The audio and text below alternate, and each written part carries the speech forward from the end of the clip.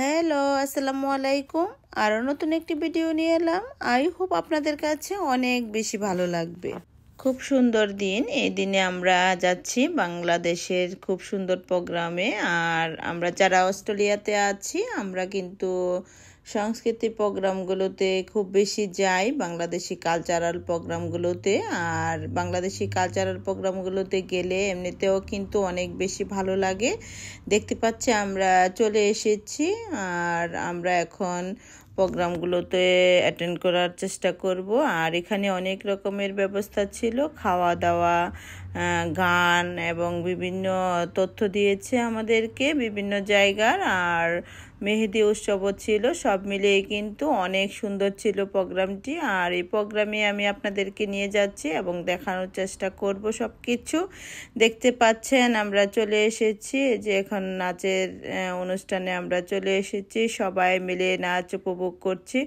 আসলে এগুলো বাংলাদেশি ডান্স আমাদের কাছে কিন্তু খুবই ভালো লাগে, কারণ বাংলা গান যখন বিদেশিরাও উপভোগ করে এবং নাচ গান সব মিলে যখন এরা উপভোগ করে আমাদের কাছে কিন্তু গর্বে ভরে যায়। কারণ বাংলাদেশিরা কিন্তু খুবই সাংস্কৃতিক মনে হয়, কারণ এরা খুব নাচ গান পছন্দ করে। বিদেশিরা কিন্তু তেমনটা না, বাট বাংলাদেশি মানুষ আমরা কিন্তু খুব ভালো লাগে নাচ দেখতে। বাংলাদেশে থাকতে কিন্তু এতটা বুঝতে পারিনি। যখনই আমি অস্ট্রেলিয়া এসেছি তখন আমি বিদেশে মাটিতে পা রাখার পরে বুঝতে পারলাম আসলে বাংলাদেশের মর্ম, বাংলাদেশের খাওয়া দাওয়া, বাংলাদেশের চলাফেরা, বাংলাদেশের ঐতিহ্য সব কিছুই আসলে অনেক বেশি মিস করি। কারণ বাংলাদেশ যেহেতু আমাদের জন্মভূমি, সেহেতু আমাদেরকে সবসময় টানে বাংলার দিকে। কারণ আমরা যেমন পরিবারকে মিস করি, তেমন বন্ধু বান্ধবকে, তেমন আমাদের সংস্কৃতিকেও কিন্তু অনেক বেশি মিস করি। কারণ বাংলাদেশে কিন্তু আমরা প্রত্যেকটা মানুষই কিন্তু অনেক আনন্দপ্রিয় আমি মনে করি। কারণ বাংলাদেশের মানুষ নাচ গান এইসব কিন্তু অনেক বেশি পছন্দ করে। আপনারা দেখতে পাচ্ছেন মৌসুমী আপুকে। মৌসুমী আপু কিন্তু বাংলাদেশে থাকতে নাটক করতেন। আর আপু কিন্তু অনেক তথ্য দিবেন আমাদেরকে এবং আমাদেরকে অনেক রকমের গিফট করবেন। আর এই যে দেখতে পাচ্ছেন এখানে গিফটগুলো রাখা আছে। আপু আমাদেরকে ইচ্ছা মতো নিতে বলেছে, যে গিফট পেলে আমার মতো কার কার কাছে ভালো লাগে। আমার কাছে কিন্তু খুবই ভালো লাগে। গিফটটা ছোট হোক আর বড় হোক, দামি হোক আর কম দামি হোক, আমার কাছে খুবই পছন্দ লাগে এবং খুব ভালো লাগে গিফট পেতে। আর ছোটবেলা থেকে গিফট পেলে কিন্তু মন অনেক খুশি হয়ে যায়।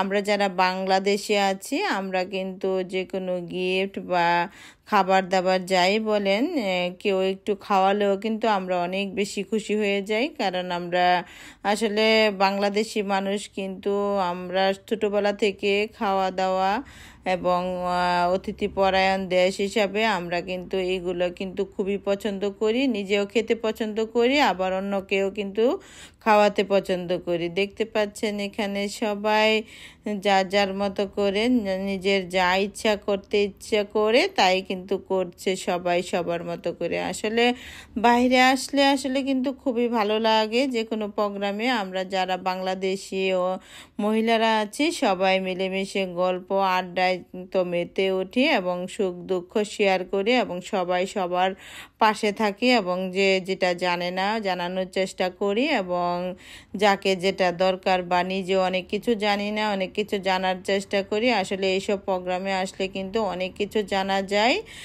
আর এই প্রোগ্রামের মাধ্যমে কিন্তু অনেক তথ্য দিয়েছে, আর আমরাও সেই সব তথ্য নিয়েছি, নিজেরও কাজে লাগবে এবং আমরা অন্যকেও কিন্তু হেল্প করতে পারবো। তো চেষ্টা করি সবাইকে হেল্প করার জন্য, ছোট বড় যে কোনো কাজে।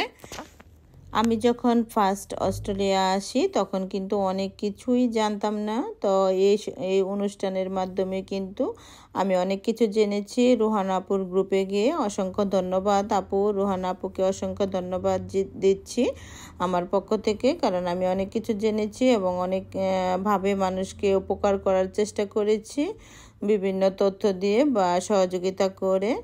তো আমার ভিডিওটি কেমন লেগেছে, যদি ভালো লেগে থাকে তাহলে লাইক কমেন্ট এবং শেয়ার করতে ভুলবেন না। আর প্রতিদিন নতুন নতুন ভিডিও পেতে অবশ্যই আমার চ্যানেলটিকে সাবস্ক্রাইব করুন। আর যদি ফেসবুক পেজ থেকে দেখে থাকুন তাহলে অবশ্যই ফলো দিতে ভুলবেন না।